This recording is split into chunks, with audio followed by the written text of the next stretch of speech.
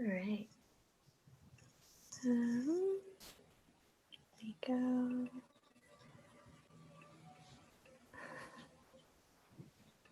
And then where would I be able to see it? It will come up in just one sec. Okay. Oh, perfect.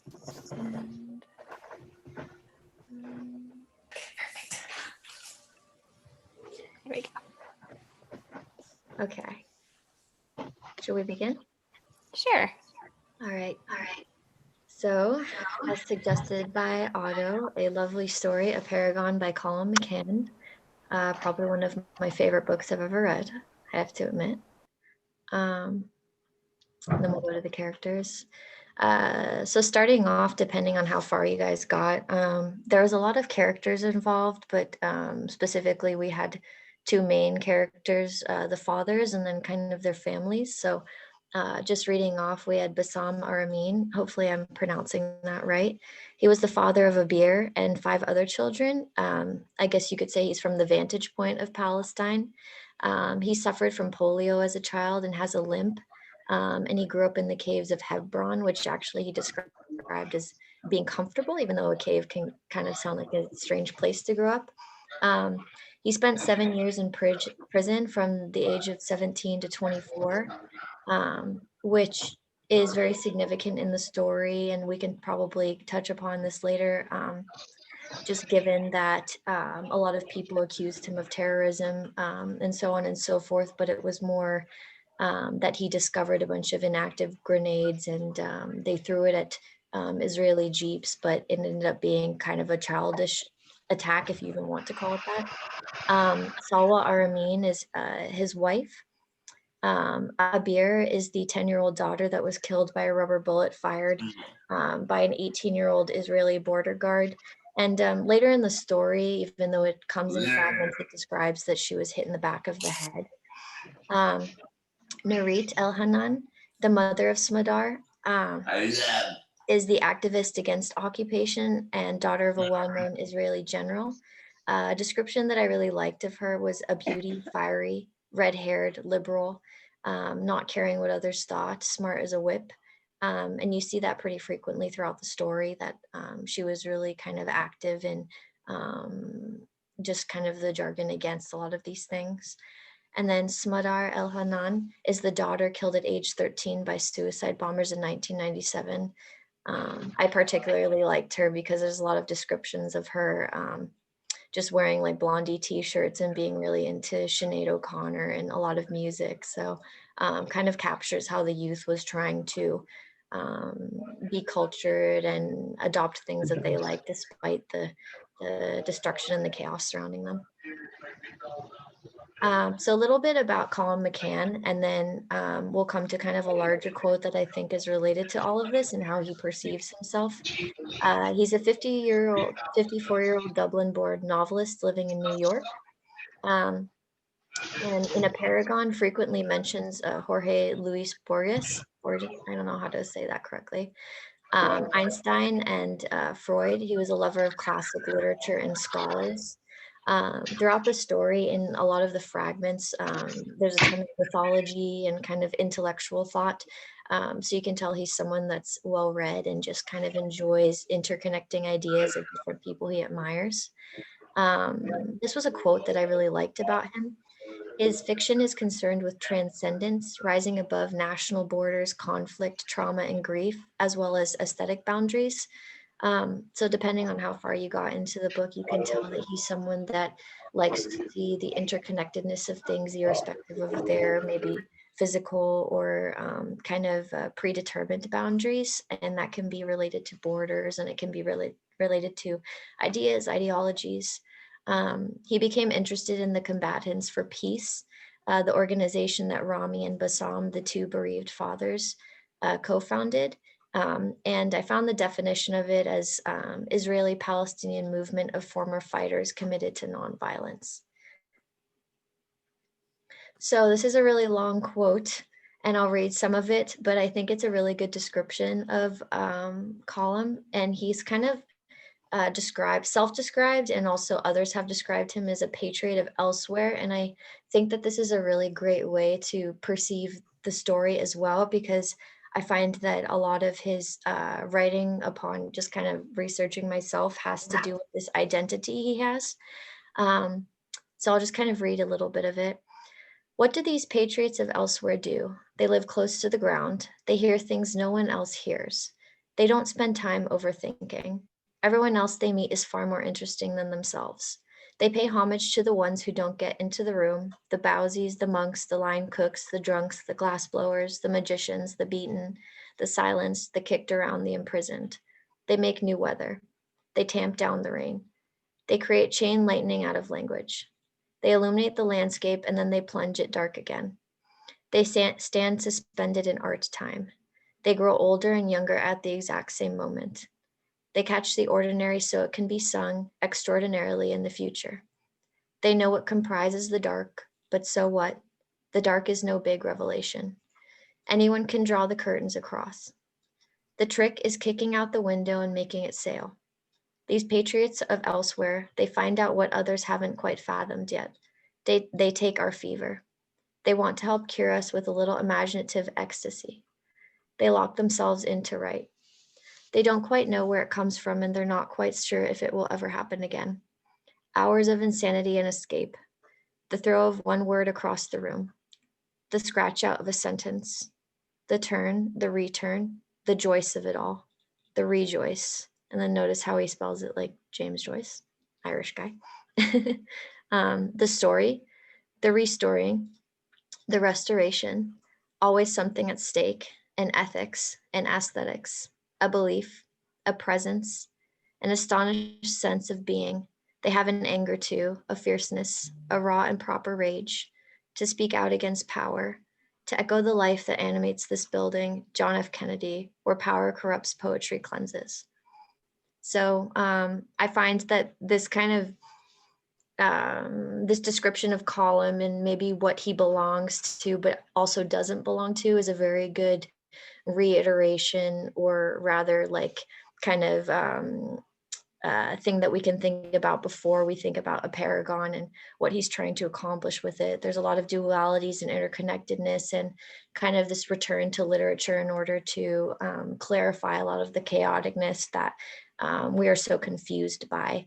And these people kind of search for meaning in order to discover meaning in that regard. So, all right. And then we frequently see birds in Apeirogon. So McCann discovered a bird ringing station at the Talitha Kumi kind of bird ringing site. If you came to that part in the book, in Aramaic, this means rise up, little girl, rise up. Which is interesting just because it has to do with the two daughters that were killed, or at least it's like a similarity or kind of a strange coincidence.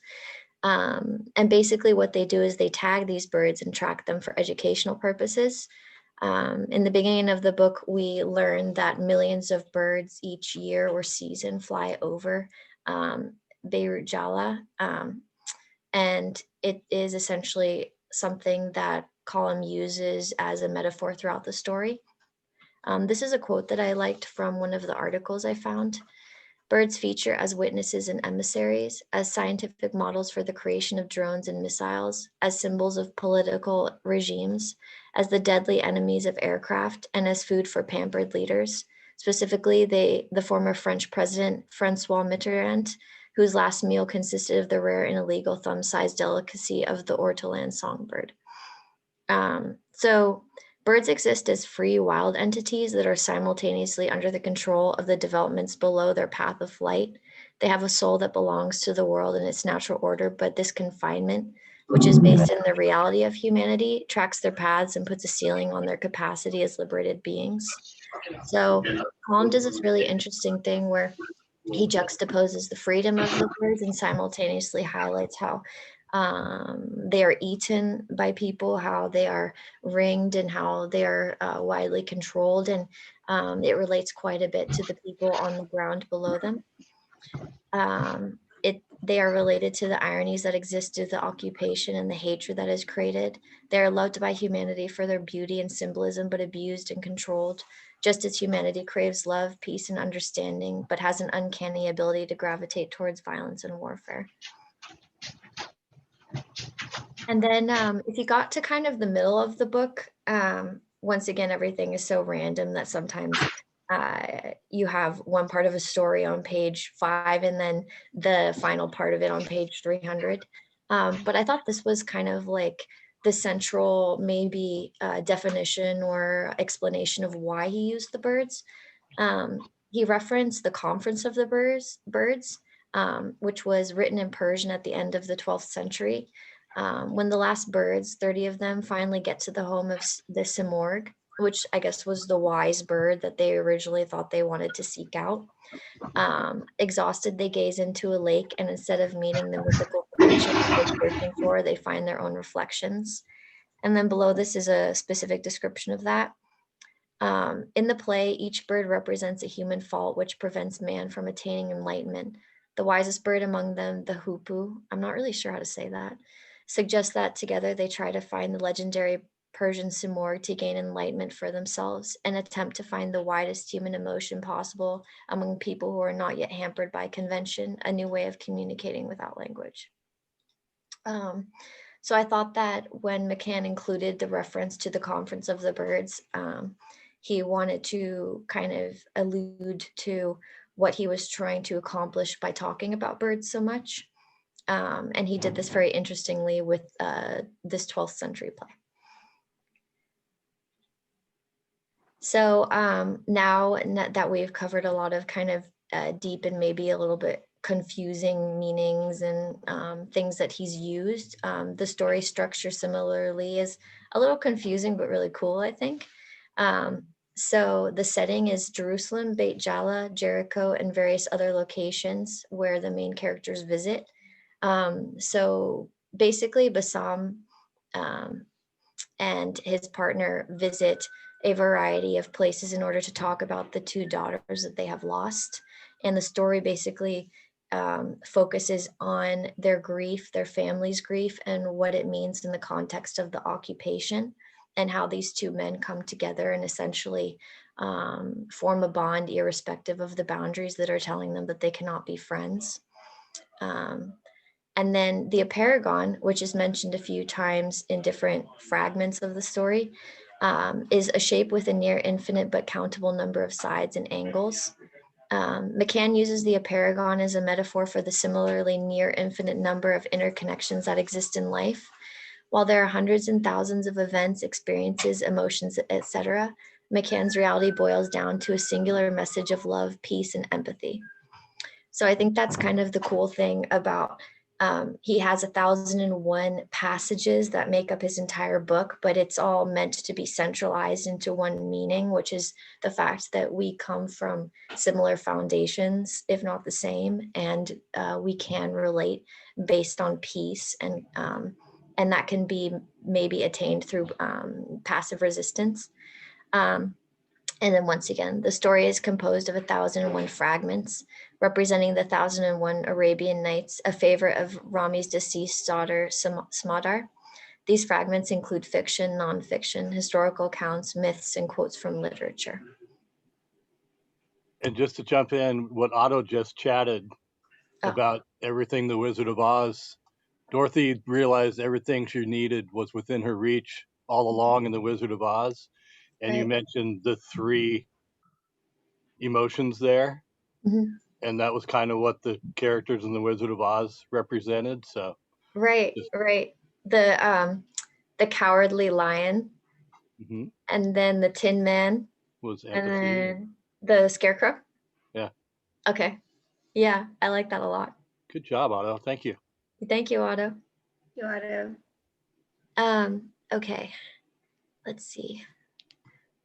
And then here's more on structure, some haunting interconnections. The best way I thought that we could dive into this, and if people have their books too, we can eventually just go through and read quotes that are uncanny and haunting and lovely.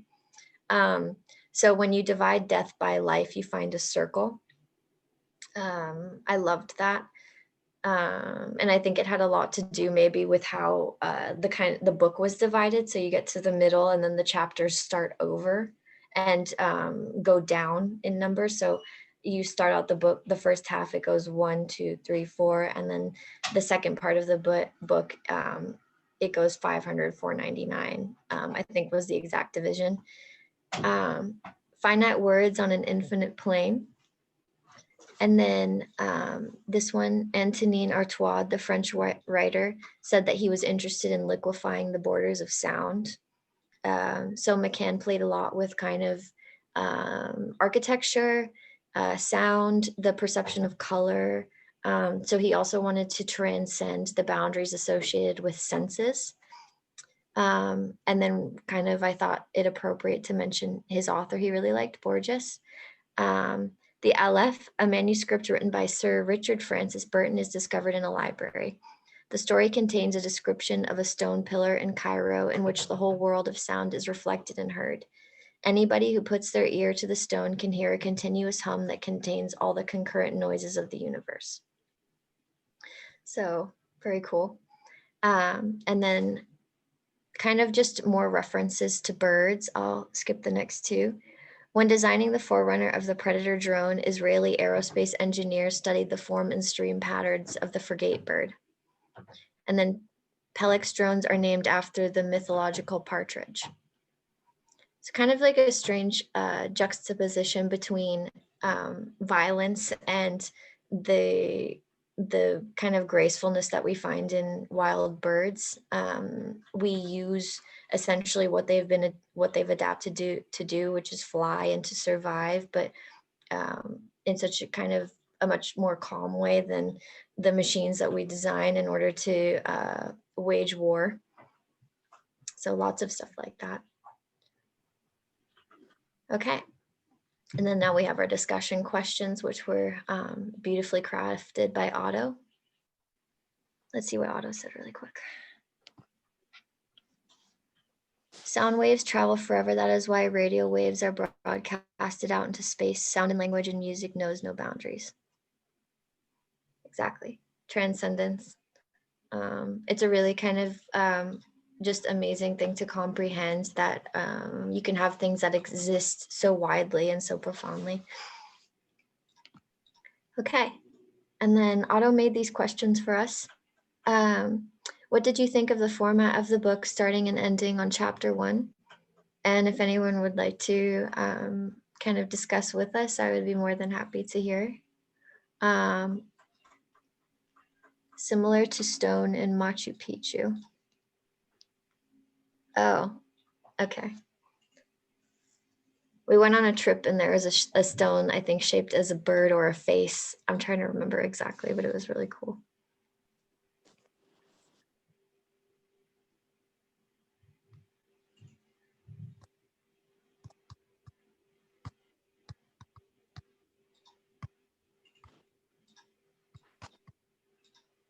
I don't know if this applies, Danielle. Mm-hmm. Can you hear me? Yeah. Okay. But I was really touched. I'm sorry, Otto, I don't know if it was chapter 1, but when at some point in the book, they realized that one of their daughters, the one that was the little girl, I think the 10-year-old, that had the rubber bullet, 10 years, that they saw that bullet as traveling for 10 years and then hitting the teenage girl. Right. And when I think about this question, that comes to mind because that was like the thread, you know, of like, I don't know, the whole story in a way. Right. Yeah. I think I remember that. Yeah, and I was really blown away because when Otto picked this book, and then you just said this is your favorite book, I just felt amazed by it because out of the blue, I get stuff from Warwick's all the time, and they had this book signing from this author at USC Peace and Justice Center, and I went to it and I had no idea what I was going to whatsoever. I didn't have the book, I didn't read it. I just went because I love hearing authors of any type talk about a story. Right. And it was literally right before they were closing air travel. So the two dads were supposed to be there. The author was there, and they had been like on a 2-week book tour, and everyone, I think there was like about 100 people in the Peace and Justice Center, and everyone was a little bit nervous because COVID was like, we were lucky that we were doing the event, and a lot of people didn't show up. And I just remember being really sad to like miss meeting the two fathers. They Right. literally had just gone to the airport so they could make it back to their homes. But Right. definitely it was my favorite book too. And it was also one of an author that I've seen a lot of authors speak and I love doing that, but there's something so different about this author. I don't even know how to describe it, but meeting him was so like, yeah, I mean, I sometimes I'll forget what an author was like. I'll never forget like what he was like listening to him, you know? Yeah. Yeah. And So oh, what were you gonna say? I just wanted to thank you, Otto, for choosing this book because, and Mhm. then I was really touched when you said it was one of your favorite books because I know how much you read, Danielle. So Yeah. it just made me feel really, I don't know, just it's just special. It just adds more dimension to what I already feel. Yeah. It caught me by surprise at first, the format, and I wasn't sure what to make of it. And then as I got to like the middle of it, then it really kicked off for me, and it became easy to almost just like power through it insanely. So it was like when things started kind of coming together in the book, it became really profound just how many things he kind of tied together very gracefully. um, and I almost thought that at first he kept it like kind of intentionally a little bit chunky and slow in order to like really surprise you in the middle when the stories were really laid out in a much more linear way. So it was like at first you kind of didn't know who was doing what. Like I thought that it was the dad that was holding the girl in the taxi cab, but it was the woman in the store, for example. And but you only find that out like a couple hundred pages in, you know.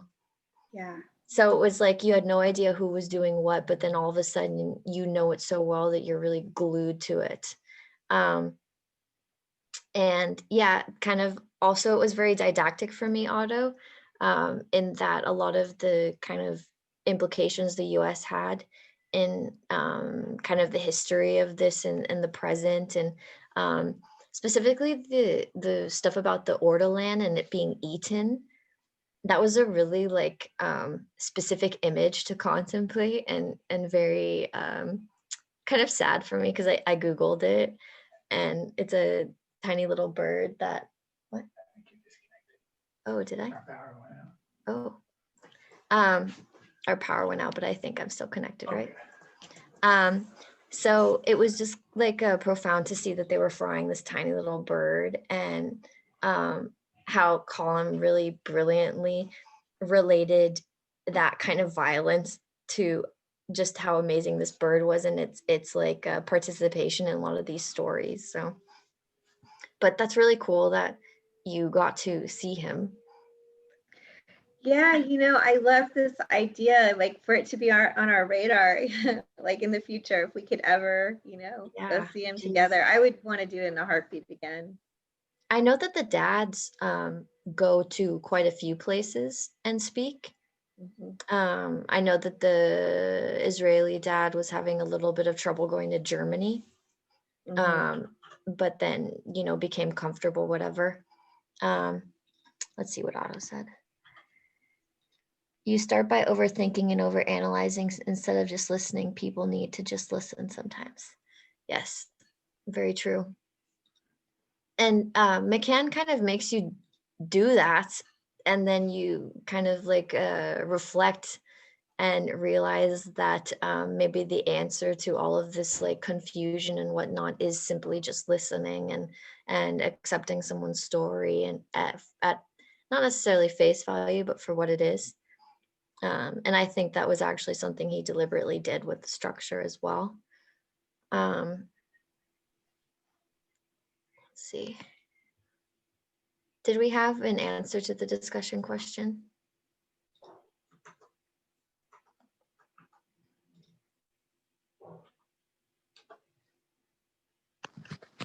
I thought the format was genius. It was representative of life, death, and rebirth. It was symbolic of the circle of life. I think that's perfect. And it kind of goes, oh yeah. And then what was your favorite quote?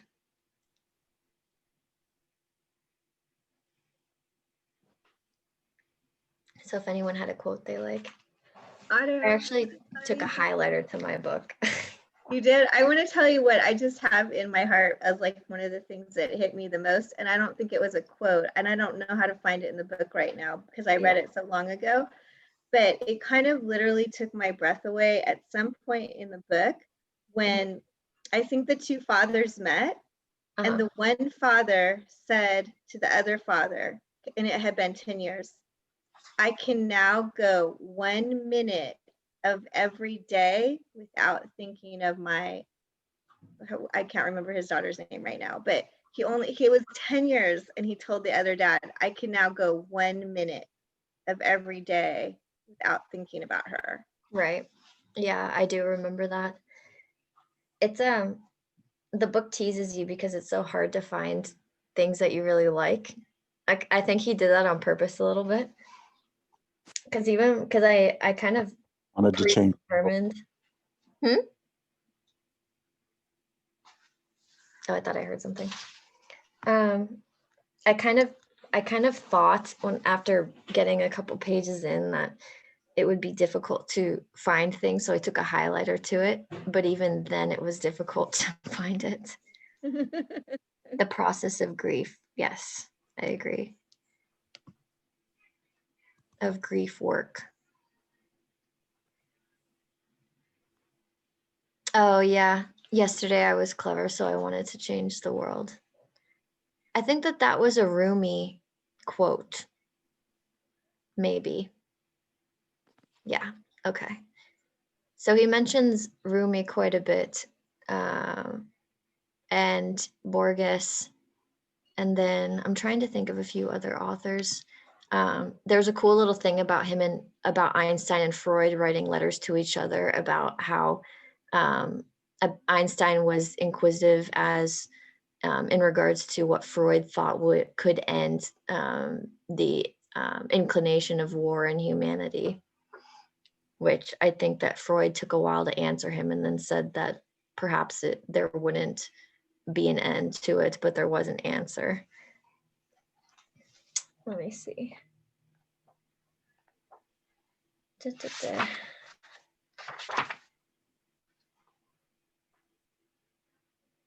I'm not sure if this is an ironic quote. I just came upon it. The only interesting thing is to live, which I think the French leader said that as What he was page eating. is that on, Danielle?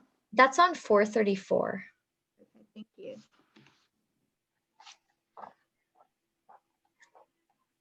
Let's see. It's just so interesting how he kind of empowers like also these birds as being so majestic and so like interesting, but then depicts in the very beginning this French leader eating the bird. I thought that was really profound.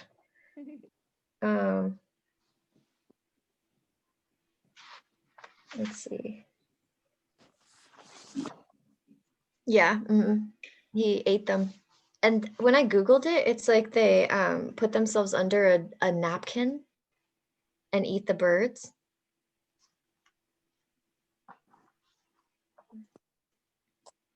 Let's see.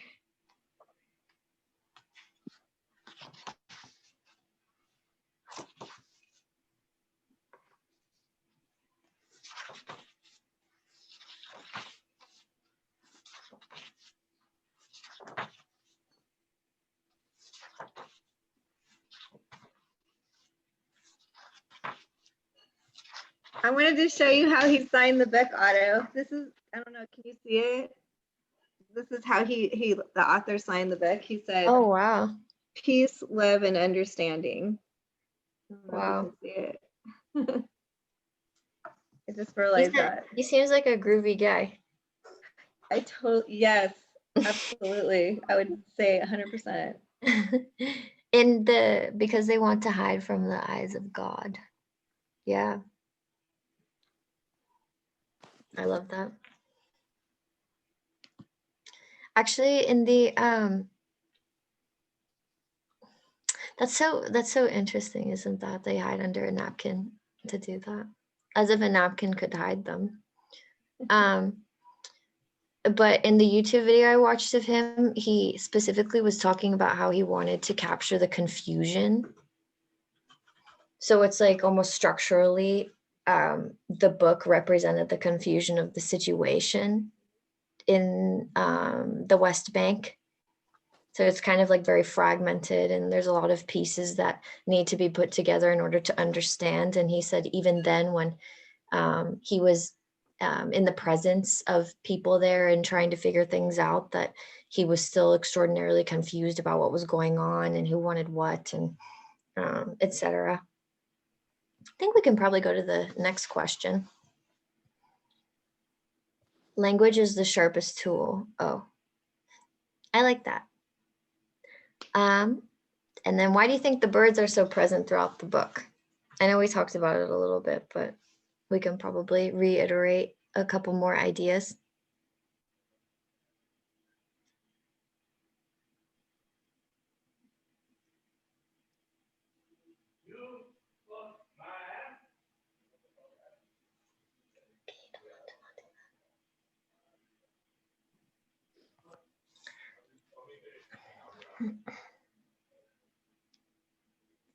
Birds have been around since the age of dinosaurs. Birds seem frail, but they are survivors. Darwin studied finches.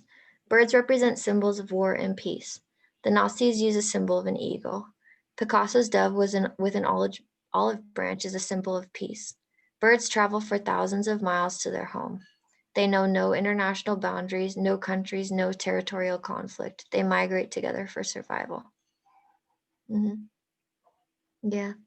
And it was cool too how he was talking a lot about birds essentially flying behind each other in order to pick up air currents, which explained why they travel in V's, or I think he was saying in storms, sometimes they can form figure eights or S turns.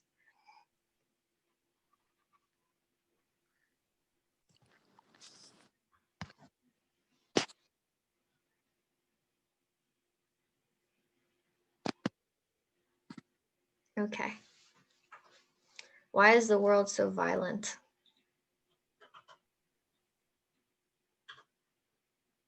It's a sad question.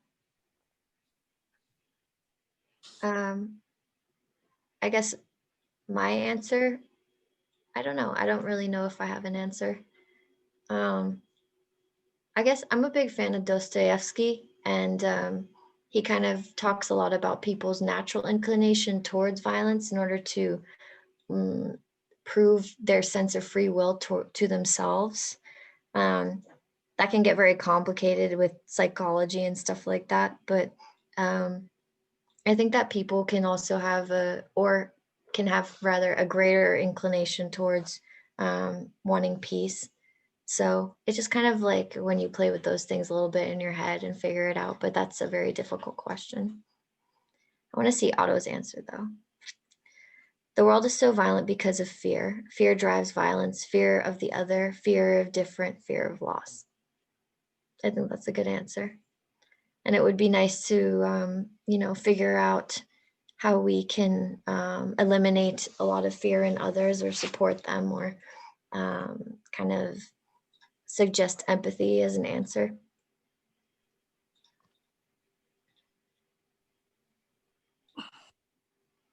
How do we as individuals cope with violence?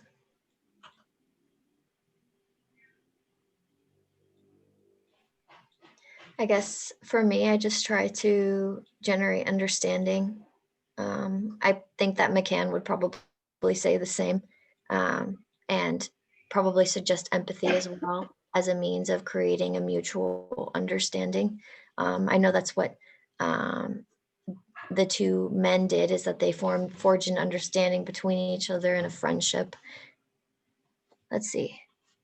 Karen said, the Bible shows how to eliminate fear and why the world is so violent. Love conquers all. Yeah.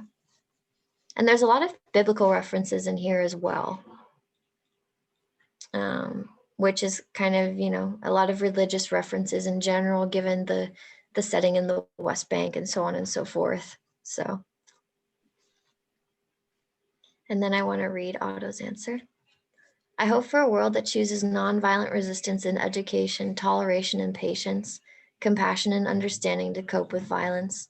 So many individuals and countries seek retaliation and retribution. Oh, do you mind going back? This just makes for more violence, more death, more suffering. I hope for a world that can find the grace to rise above the violence and seek solutions for peace. So yeah, exactly. And I think this relates to how McCann was describing that the two characters were imagining, I don't want to say fantasizing, but it seemed kind of like that, about YA. That's the abbreviation of his name, the person that shot a beer at the border. He was an 18-year-old, and both of the fathers were kind of imagining his home and the fact that he was let off free while Abir wasn't given the possibility of growing up or getting married or having children. She was stopped at age 10. And so it was like that whole retaliation and retribution thing. The father struggled with it, but they realized that that ultimately wasn't the answer, and that nonviolent resistance, which I know that McCann specifically mentioned, was the answer via education, toleration, patience, compassion, and understanding. I think that's exactly right, Otto. Can one person make a difference? Is the butterfly effect real? Let's see Otto's answer. I'm curious. Absolutely, one person can make a difference. If you keep an open hearth and an open mind, you will find that person or be that person. And absolutely, the butterfly effect is real. We are all connected. I completely agree. And actually, to mention him again, I think Dostoevsky would agree with you, Otto. I just read The Brothers Karamazov, which is kind of like his final novel or whatever. And he talks a lot about how this interconnectedness, essentially, we're all responsible for each other and each other's crimes, which is a really interesting statement, but it gestures towards the fact that depending on how we navigate the world, that it can dramatically change how others do it. And I completely agree with this. And I think that it's profound, and it puts a lot of responsibility on ourselves to try to make the place, the world a better place. And I think it could give people a huge life purpose, or almost like a kind of relivening of who they perceive themselves as, if they allow themselves to feel responsible and good enough. The faith of a mustard seed can move mountains. Yes, I completely agree. And we don't have to, you know, physically or literally move mountains with faith. In that regard, we can just kind of feel it in ourselves and kind of survive through a lot of hard things, even if we don't necessarily have that affirmation constantly. And I think that that's a big thing too, is that irrespective of how many hardships these fathers went through, they had that feeling in them that it was the nonviolent resistance and kind of that responsibility they took upon themselves to be peacemakers. That was a clue to them that they were doing the right thing. Explore the author and how his experience in Northern Ireland has shaped him as a writer. I agree, Otto. This is my favorite way to spend a Saturday morning. So let's look at Otto's answers for this one.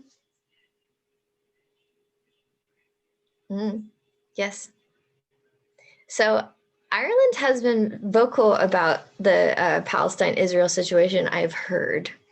I don't know much about it myself, but I know there was something mentioned in the book about the Republican Irish people waving one flag and then the other ones waving another flag. And that's kind of all I know. But I liked how McCann approached it, where it was literary and it was individual and emotional, which I think it's hard not to penetrate someone's core in that way.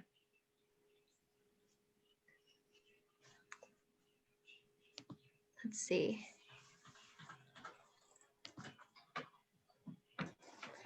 I thought these were amazing photos. So there's our groovy guy in the bottom right, Colum. And then there are the two girls, Abir and Smadar, bottom left. And then we learned a little bit in the book about the buyer. I think that's how you say it, where they actually carry them throughout the town, which I thought was a very evocative image. I don't know if that's the right word, but just, I mean, to have kind of a young body be carried through the crowd. And I know that, I forget which father it was, birds of a feather flock together. Yes. This book is contagious. You can come up with so many things that, I mean, it just makes you realize how much relatedness you can find in such disparate things. And then those are the two fathers in the top left, good friends. And I think that they're kind of, I liked this picture because in a lot of the photos, just like their physical language, just you could tell that they were very comfortable with themselves and fully accepted what they had experienced. And then I think that this is Smadar in the top right. And she was the very fiery kind of liberal activist against the occupation. And I know that she was a professor and they traveled to London a lot and spoke, and she had a lot of experience with activism and all of that. So all in all, I mean, this book helped me learn so much about the situation in I think a really wholesome way, as weird as that sounds. And it was kind of just like a really good experience in that it wasn't so swayed to one side, but rather just like in its entirety about the human experience, which I think is a great way to learn about what's going on in the world.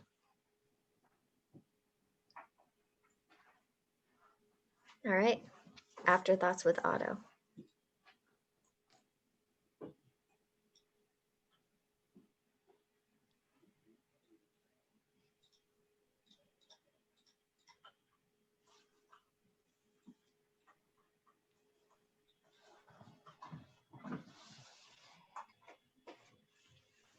Mm-hmm.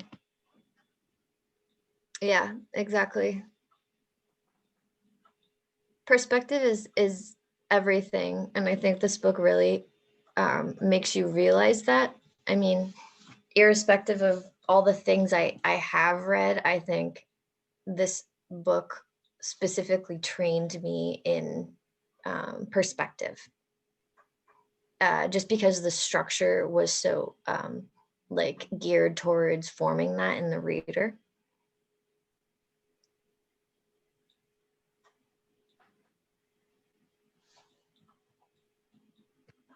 I definitely found like myself Googling things like you said you did, Danielle. I just found myself wanting to like to hear the author's voice, to hear the dad's voice. Mm-hmm. But since this came up, since Otto chose this book and we were going to do this today, I had a friend recommend watching a show. I don't know if anyone on here has heard it. It's on Netflix. It's called Fauda. I think I'm saying it right. Fouda. Okay. It's very intense. It's very violent. Todd can't watch it, and I can't stop watching it. It's kind of overwhelming in that, you know, in America, we have friends, we all, I'm sure, do, who have family and have come from both these different countries, Israel and Palestine. Mm-hmm. And so Todd feels like when he's watching it, he's seeing both like friends we know kill each other. And but the show is just, it brings this book, what happened, alive, like Right. in real time. Like literally one of the things that really blows my mind is they really show how intense it is for a Palestinian to go into the Israeli hospital, which my Right. college roommate is one of, here in Southern California, raises money for that hospital, and they will treat anyone there.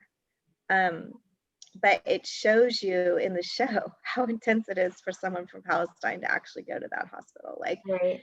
I just think they do a really good job of showing what it's like to be neighbors and in this insanity that goes on and the intensity. And I think the book really gave me a heart attack so many times of what it was like for the Palestinian man to get to a meeting and meet his friend in Israel. And so this new show, Fauda, it brings that alive, and you already read about it and you know how difficult it is. Yeah. Otto said, if you can open your mind to conceive of an Apeirogon, then maybe you can conceive of peace out of chaos. Yeah. I liked, in relation to that, and Dana, thank you for describing that, because I do think that seeing the violence can really like bring life to the book as well. You have your literary medium and then you have visual. But I thought it was cool. I remember in the book they talk specifically about zooming in, and with the Apeirogon you could actually see like a straight line as part of the shape, but it appears as a circle when you kind of look at it fully. I forget, I wouldn't even be able to find it now. Yeah, there's 1,001 chapters, right? Right, exactly.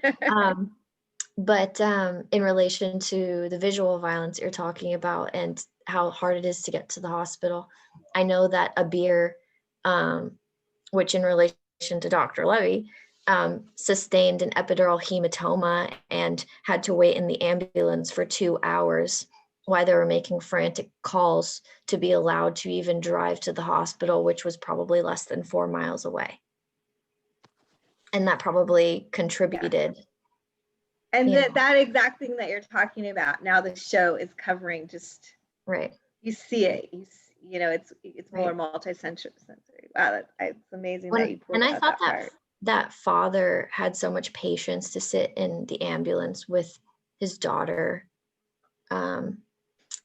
you know, while she had that type of injury, and just wait and see these people kind of like chaotically manage, you know, when they would be allowed to go to a hospital that was more equipped, and to have the experience before that of being at a hospital that needed a hospital, I think, as McCann put it,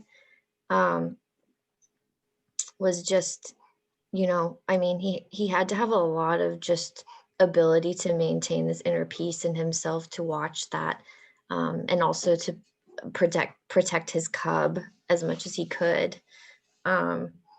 So I just, yeah, I think that watching things like that would probably be really difficult, but it just shows you how much these people had to like search in themselves in order to, you know, survive and still have empathy and not want to retaliate against others.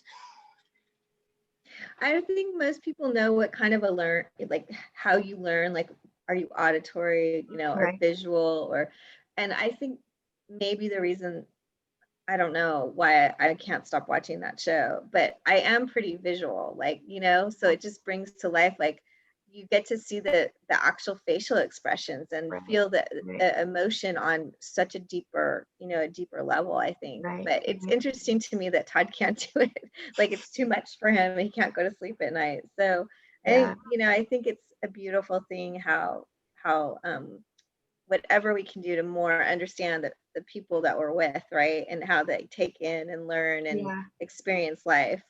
I know a parent with a child with autism, because you're not going to die from autism, but I connected with the fact that they had to be so patient, all 4 of the parents, right, to try and get treatment or to try and even get an answer, and I found that as trying to find therapies for Otto or trying to get appointments for Otto, especially in the very beginning.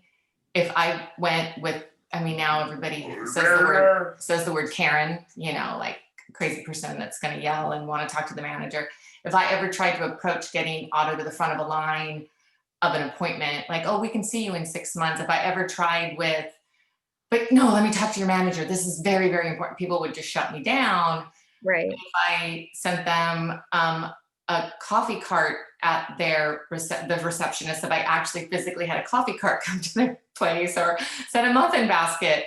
Miraculously, Otto would get appointments quicker. So I feel like if I tried to be understanding of the receptionist that's telling me we can't get you in any faster, I'm sorry, we're booked up, although instead of yelling at her, just trying to be nice to her and let her know that I understand that she has a job to do, and it's nothing against me as a person, as a human, as a mom. That, so if I understood where she was coming from, and I feel like when he was in the ambulance, he was understanding too that this conflict and where he found himself was so much greater than him, and he wouldn't have been able to make the traffic go faster. He wouldn't have made any better care get to his daughter any faster if he would have been screaming, or if he would have, he may have gotten injured himself because someone would have said, oh, there it is, a crazy Palestinian there, look at them. Right. So I just found myself identifying with that part, as well as trying to remain calm in the midst of in the midst of a personal chaos. Right. Well, I think because you realize that that's actually how the best way to survive such difficult experiences is and it sustains your own energy, is that understanding, which is profound, because it's like, I think a lot of people respect it a lot because it is the true way to navigate this life we've been, told to live or instructed to live, mysteriously. And I think that relates to how they were saying in the book, when the father kind of rehearsed it in his head over and over again. He said, "You're the victim, not me." And it was like, he empowered himself, and he was able to overcome like something that was so hard, and just kind of like, obviously he didn't deserve, because of that understanding that, he couldn't do anything about it, like you said. And I think that all of us can relate in the way that, you just, when you pause and you think to yourself, like, I'm doing my best, and the best that I can do is just have perspective. I think that's very powerful. Shelley, I want to tell you, I'm so deeply grateful that you shared that, because we've been together, Shelley, for a long time, knowing each other. I can't even think, I just know I could Google when did UTC Crate and Barrel open, and that's when we met. But I just am so deeply feeling that what you just shared is so relevant. I don't know why I can't find the words to articulate it the way I want, and I don't want to get us off topic, because Danielle, you do such an incredible job. But sort of like, this whole book club started organically when you started talking about what you're doing during COVID, right, Danielle? Yeah. And right now, when Shelley just spoke, I just felt such a connection to how important this, what you brought up is, and how much I would love you to share that, and maybe in a Lunch and Learn, Shelley, in relation to what you've learned as a parent, what you just shared, because we have unbelievably right now, our parents are struggling, as you can imagine, more than ever, that are newly diagnosed and not getting their kids in treatment, because the whole paradigm has shifted, right? And additionally, we've had, I think, 2 of our teenagers get diagnosed with autism, and it's been obviously crushing for the parents. And honestly, I felt really emotional, Mike, after our neuroscience committee meeting last night, because Dr. Levy and Dr. Motri and Roger Bingham 100% rallied. We did that committee meeting last night in support of one mother and child. That was really what's going on behind the scenes. Right. And we put circles around situations at Autism Tree to nurture it. And what you said just touched me so much, of like, Shelley, I'd really love you to illuminate that for other parents right now, because you just nailed it. You change your perspective, it helps give healing. Like, don't take it so personally. Right. And right now I feel like that message is so important, because the intensity is just greater from what the current that's going on in our country right now, Mm-hmm.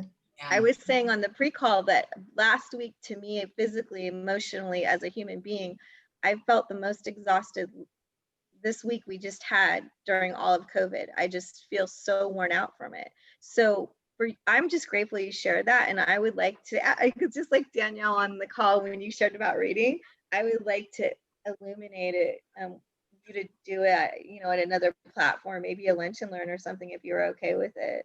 And I love that it stemmed out of the book club, Danielle. I love it. Well, and Otto's just so thrilled because that was the one thing that when 2 schools ago, they had a book club, they had a weekly book club, and it was on Thursday afternoons and it was after school, and he loved it. And then, you know, the other 2 schools that he went to, they just didn't have it. And he loves this format of being able to read literature and then share the ideas of it.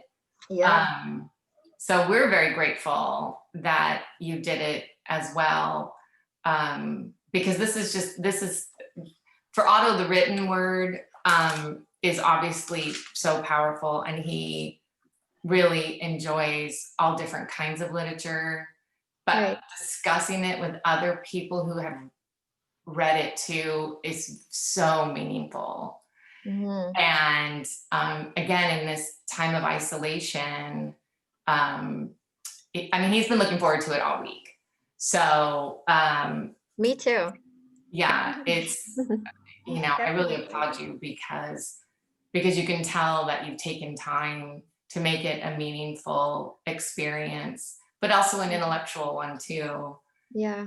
And I'm trying to keep up with him. Some of the things he says I have to think about for a minute. Yeah, me too. It's like, oh my gosh. Yeah, it's a lot. He said something last book club about like something transcending something else. I took a picture of it, but it was like I had to like let my brain like think for a second about what he said. It was very profound. And it's funny because when he always thinks about can one person make a difference, you know, he goes back to I think I'm making a difference, and I'm just one little person. And then he knows that when he was 2.5 and we were having the worst day ever at Balboa Park, and then we met a woman that was like, hey, Autism Tree is having a mentor night next week. And I was like, I don't even know what you're saying. What's Autism Tree? I don't know.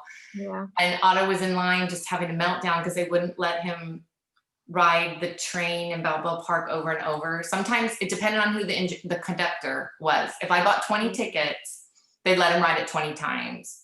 But sometimes they're like, no, you've ridden it once, you need to get back in line. And I'm like, no, please. This is the jankiest train ever. Just please, I'll give you $100. This is what we do on Saturday mornings, please. So they made him get off. He was having a total meltdown, getting in line, crying. And a woman walked up and said, does your son have autism? And I'm like, And she's like, oh, Dana Hoff, call. And then I called you that night and you answered, and you're like, hey, we're having this crate and barrel thing. You can meet other parents. And that's what I feel like for newly diagnosed, because you are so, and there was a woman, this is completely off topic, but then it's again, she was the nurse of my husband who gets epidural shots on his neck for herniated disc. She just happened to be his nurse. He's like, I have to go outside. My son cannot be left in the car alone, just because Otto can, but since he doesn't speak, I'm always afraid like someone's going to come and touch him inappropriately. And then how's he going to describe it to the policeman? Because he's going to have to type, and you know, I just have all these fears, right? So she's like, he goes, no, you're going to have to walk me out to the car. My wife can't come in and get me. So the nurse was like, why? And he goes, oh, my son has autism. And she's like, really? My son has autism. And oh my God, I'm so alone. And, you know, there's no school and blah, blah, blah. And then, you know, I referred her to Dana, of course. And then she's like, what a godsend. I was feeling so alone. I was feeling so shameful that I can't provide things for my son. I don't even know where to go. And I feel that's part of what helps these feelings of shame, like you feel self-shame, but you also, it's a weird place to be as a child with autism, because you get these looks of shame. You feel ashamed all the time. There's so much shame. There's people shaming you for not doing the right thing. There's people shaming you because you're not progressing enough. And so I feel like events like this and everything that Autism Tree does, it helps dispel that shame. You shouldn't feel shame, and you should feel it allows the floodgates to open to let that shame dissipate. And so and to rise above and use your brain for stuff like this, instead of hyper focusing that, whatever, he's not saying the letter P. Why can't he say the letter P? Instead of that, like, he can type whatever. Yeah, to focus on the strength. So, no, we're just so grateful, because he loves having this ability to connect, because it's all about connecting. Right. And I think that's such a beautiful thing about art, and this book in particular. That was the whole focus and goal, to kind of make people realize that is the ultimate way to solve things that seem so convoluted and unapproachable and really intimidating. I mean, I didn't actually really even try to touch on this subject at all. I took Arabic at UCSB, and a lot of people were really heated up about the whole thing, and I actually avoided it because it scared me so much, just how much people were fighting and whatever. And this is the first time I've actually like really looked into it and studied it, was through this book, and I feel like I loved the way that it taught me, because it did integrate that whole understanding and empathy thing, and like what you were saying, that kind of capacity to relate and feel like you're not being shamed, or scared of being who you are. And so I think that's very relevant. And I just think, like, for me, literature has been a huge outlet in that capacity, kind of like a safe space. It's so beautiful. Oh my God. Go ahead, Shelley. I'll wait for you. No, I think that's one place that I wish educators in the special ed arena would understand. Otto has a very good friend, and his mom said, "Why don't we do a book club?" Mm-hmm. And then the teacher, hand to God, she said, "Why don't we read Hungry Caterpillar?" And this friend is 20. Yeah. He threw down the computer and walked away, because he was like, "Can you seriously?"